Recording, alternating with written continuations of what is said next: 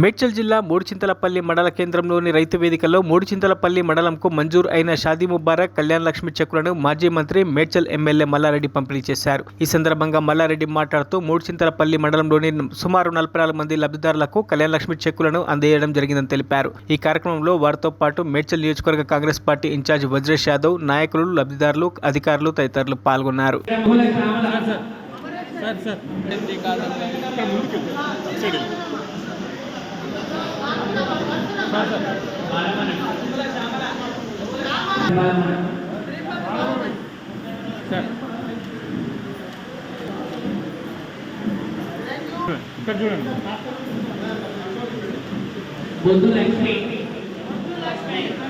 Lakshmi